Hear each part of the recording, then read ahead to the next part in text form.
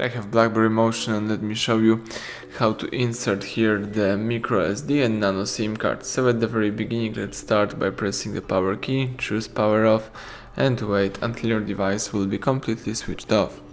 Then you need to find the slot. The slot is located right here at the left edge of the device.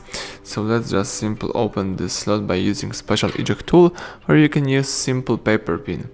Just push it right here, and now you can remove the whole tray. So let me do it. Here you can start by inserting micro SD card. So here I have micro SD with the characteristic edge right here. Let's put this card in that position. Let's also insert nano SIM card with the characteristic edge right here and put this card in that way. Alright, now you can insert the whole thing into your device right here and simply push it to the end. So let's just press power key to switch on the device and check out a couple of seconds.